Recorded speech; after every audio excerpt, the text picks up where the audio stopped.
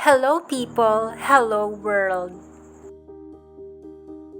Before we start the pattern drafting, I recommend you to screenshot this sample draft pattern. This will be your guidelines in following the procedures and for you to able to look for guide points. The first step in drafting woman's coat is to draw perpendicular line. You may use meter stick or L square.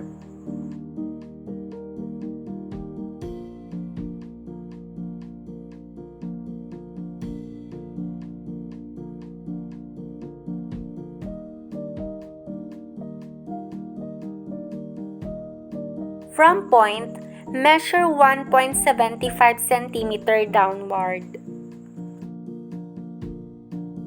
From 1 to 2, measure center back length downward.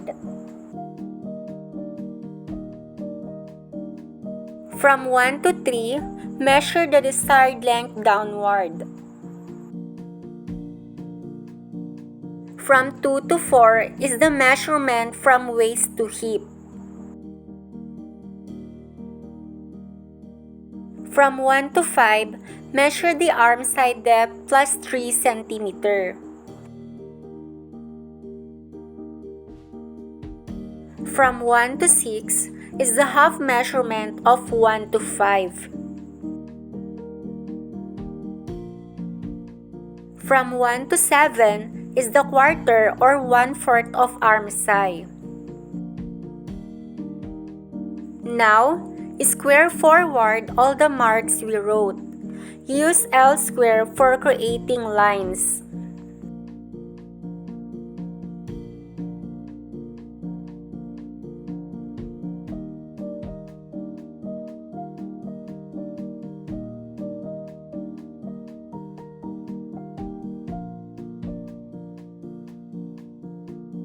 From 5 to 8, measure the half back width plus 1 cm.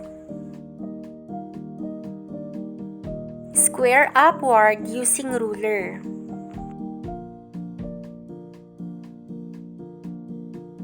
From 10 to 11, measure 2 cm upward.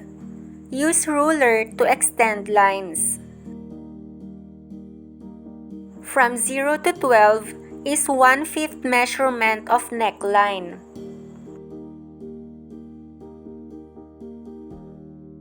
Use French curve to create back neckline. Going back to 11, create line square forward. From 12 to 13, measure the shoulder length plus 1.5 cm and add ease allowance for about 0.5 cm.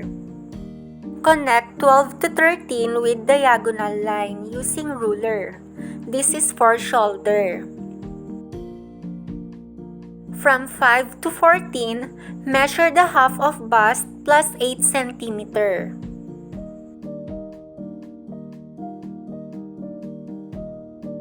Square upward using L square.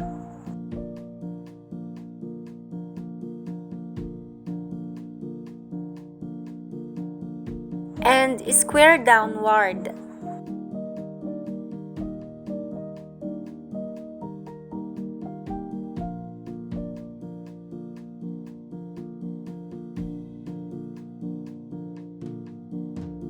From 17 to 18 is 1/3 measurement of neck size.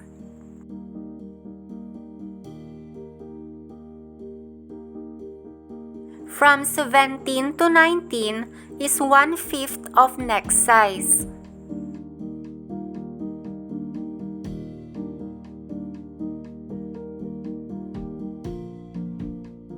Use French curve to connect 18 to 19. This is for front neckline.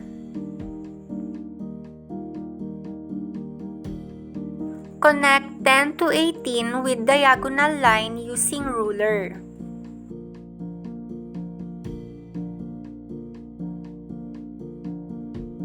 From 18 to 20, measure the shoulder length plus 0.5 cm plus dart intake. plus 2 cm. From 18 to 21, measure the 1/3 of shoulder.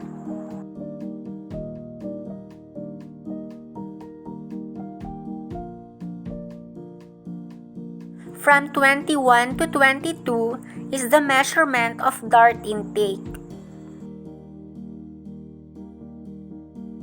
From 14 to 23, measure the half chest plus the half measurement of 21 to 22, plus 1 cm, and square upward a little bit. From 23 to 24 is 1/3 measurement of 14 to 19.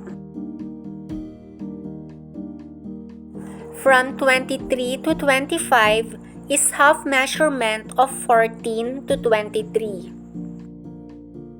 From 20 to 28, measure 2 cm downward and create a straight line downward.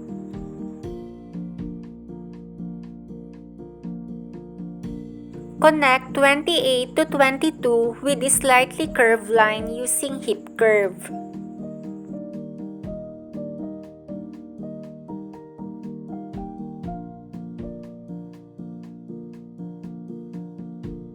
From 23 to 29 is the half measurement of 8 to 23. Square downward using L square.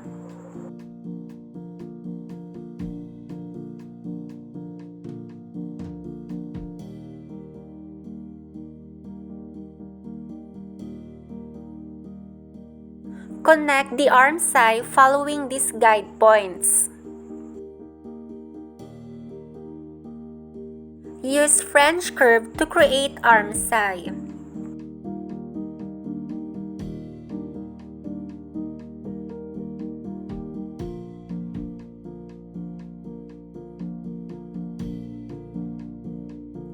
From 14 to 32, measure 1.90 cm.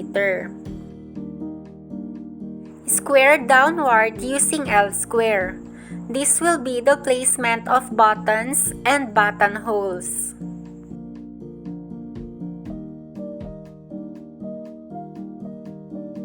From 33 to 34, measure 1 cm downward. Extend the line using ruler.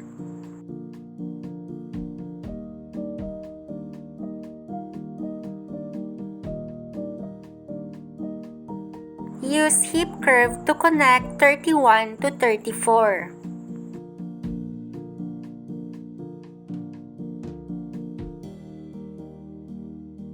From 32 to 35 is 1/3 measurement of 32 to 34. From 34 to 36 is 1/5 measurement of 31 to 34.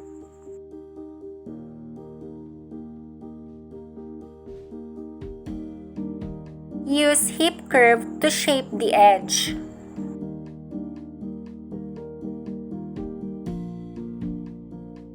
From 2 to 37, measure 1.5 cm downward.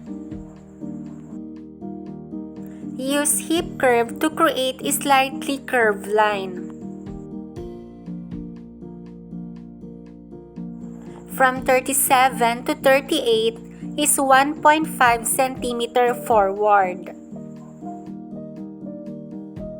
From 3 to 39 is 0.5 cm forward. Connect 6, 38, 39 with hip curve. This is for back seam line.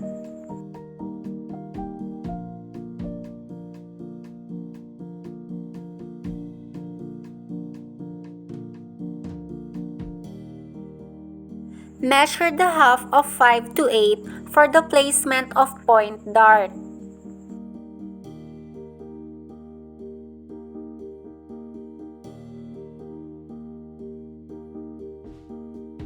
Use ruler to square downward.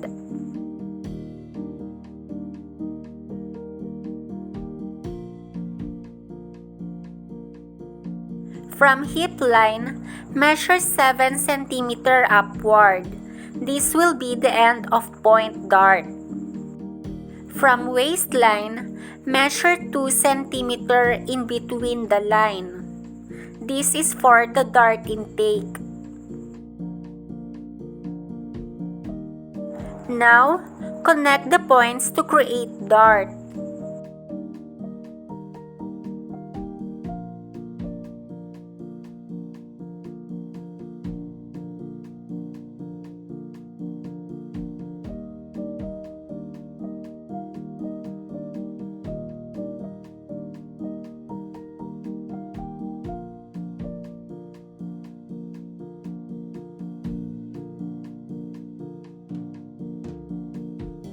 From 30, measure 2 cm backward.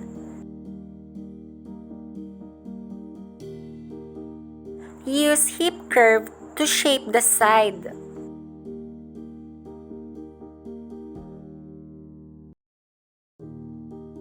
From 31, measure 7 cm upward.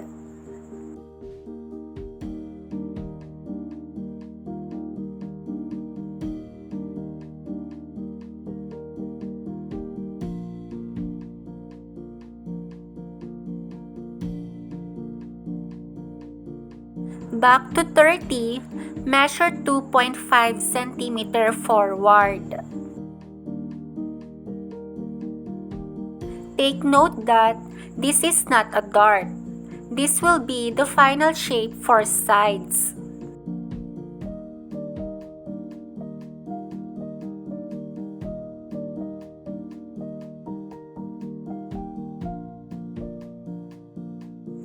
From 25, square downward using ruler.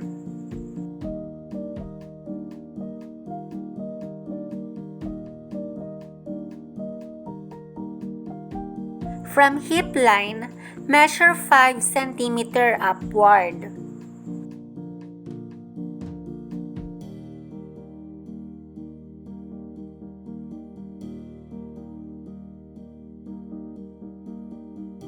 For dart intake, measure 3 cm in between the line.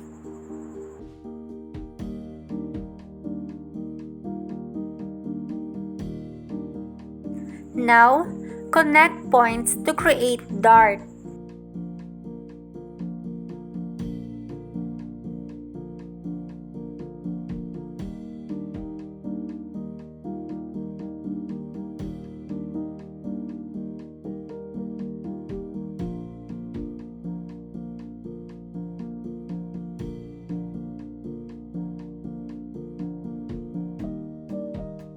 Connect 21 to 25 and 22 to 25 for dart.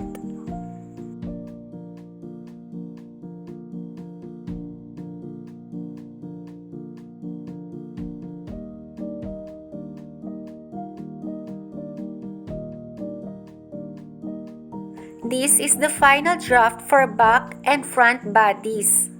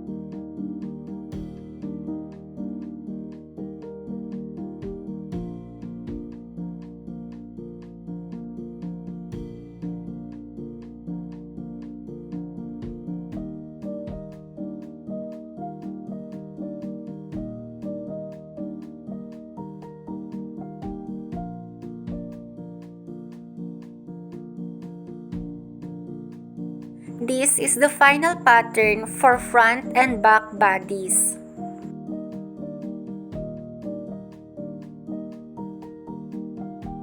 Lay your front and back pattern in drafting paper. Make sure it is laid parallel.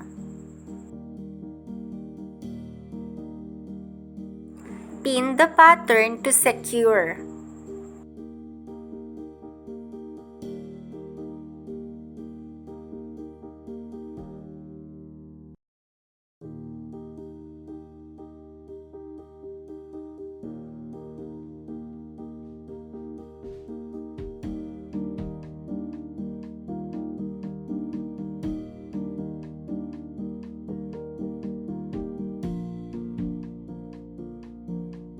Transfer the pattern using ruler.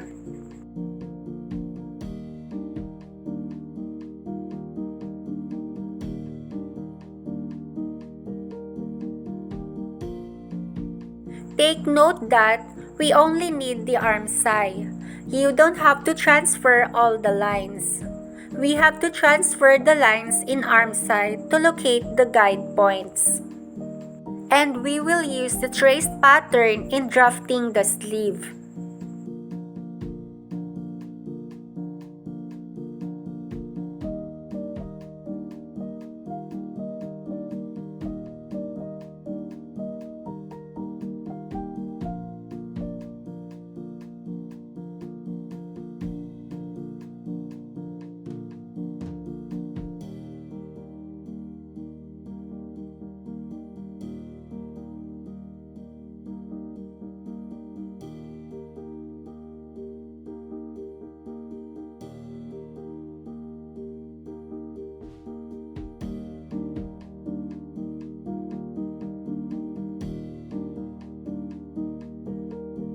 Remove the pins and the pattern.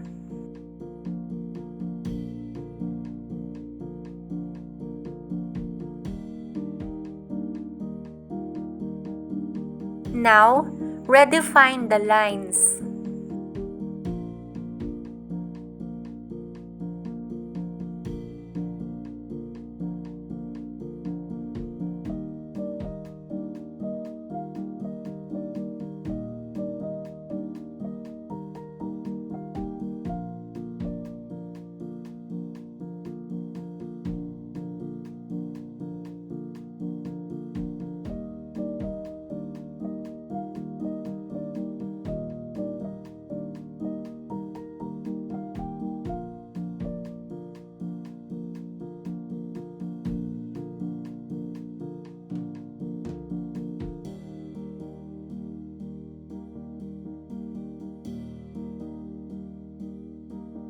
This is the traced pattern for armcye.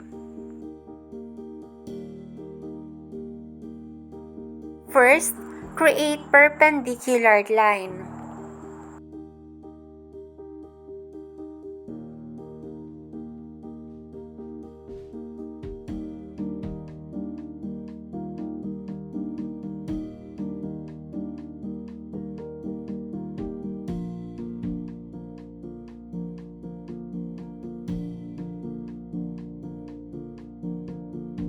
From point, measure 1/3 of armcye. From 1 to 2 is 1/3 measurement of 0 to 1 plus 1.25 cm. Square forward using L square.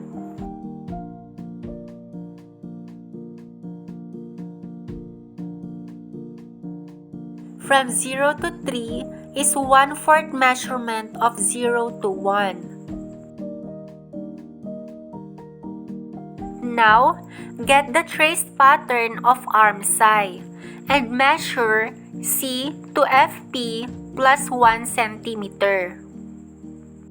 This will be the diagonal length for 3 to 4.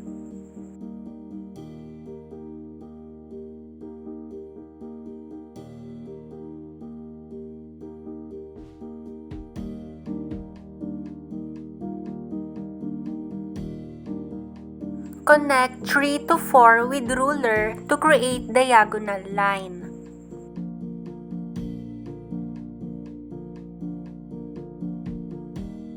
From the traced pattern, measure A to E plus 1 cm. This will be the measurement from 0 to 6. From 0 to 7 is 2 cm upward.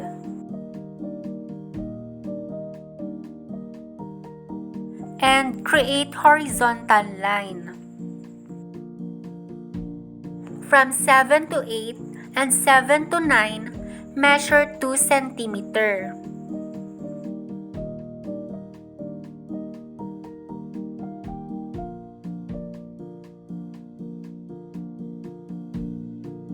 Square downward using L square.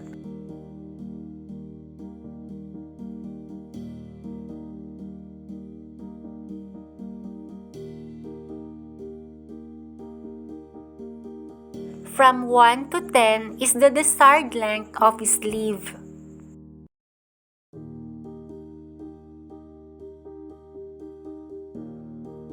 From 10 to 13 is 3 cm downward. Create horizontal line using L square.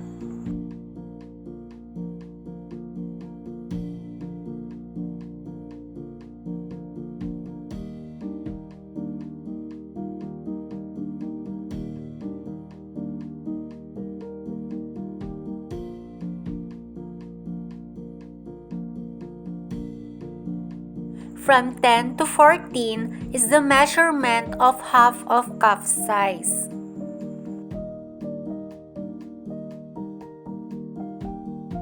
From 7 to 15 is half measurement of 7 to 10. Create horizontal line using L square.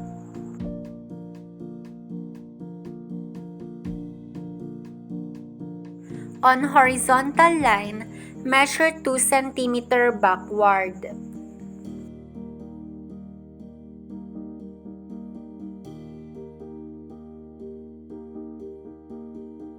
Connect 8, 15, 11 with hip curve. The same thing with 9 to 12. This is for the inner sleeve.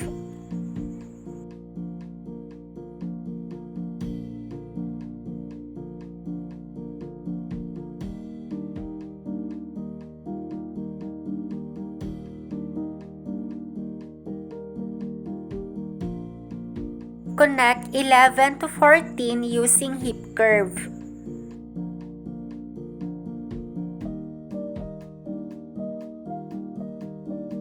From traced pattern, measure B to BP. We will use this measurement in connecting 5 to 4.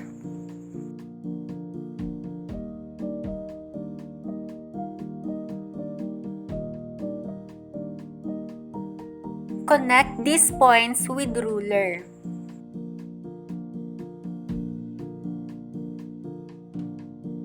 From 4 to 16 is 1/3 measurement of 4 to 3.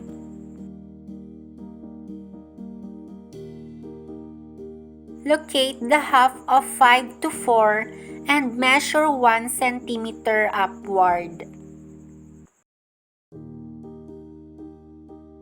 Going back to point 16, measure 2 cm upward. Connect the points using French curve to create a sleeve head.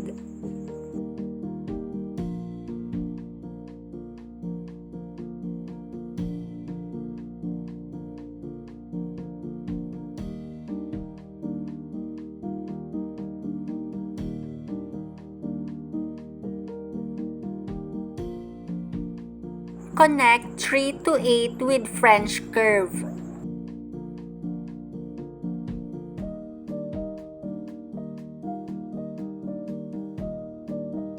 From traced pattern, get the measurement of A to BP by straight line. Add 0.5 cm for ease allowance. This will be used to connect 6 to 17. Connect 6 to 17 with ruler to create diagonal line.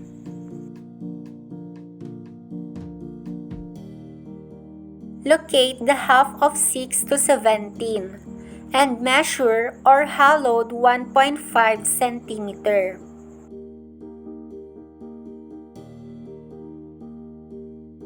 Connect points using French curve.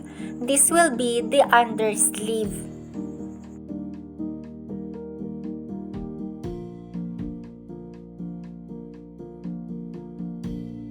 Connect 6 to 9 with slightly curve. Connect 17 to 14 and 5 to 14 using L square.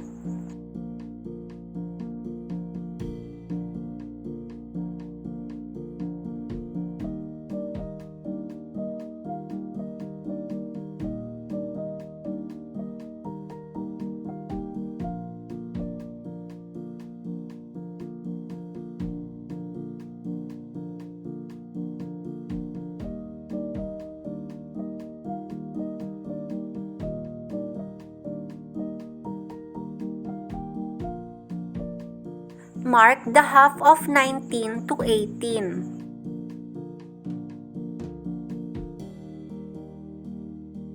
Use hip curve to connect 17 to 14.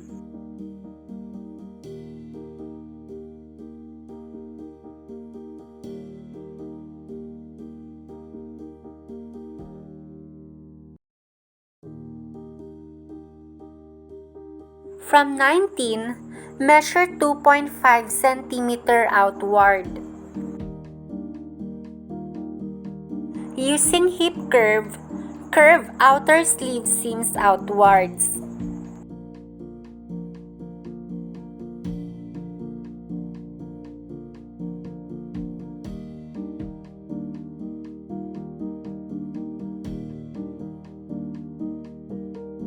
This is the final draft of top sleeve and under sleeve.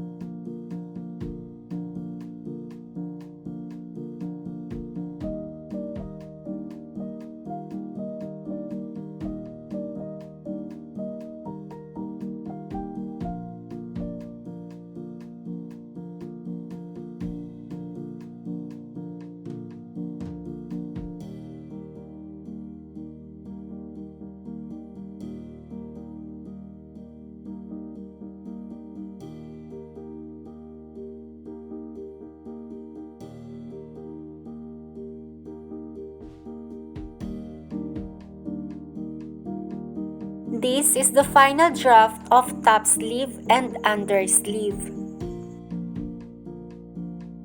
Bravo! We're done! We made it!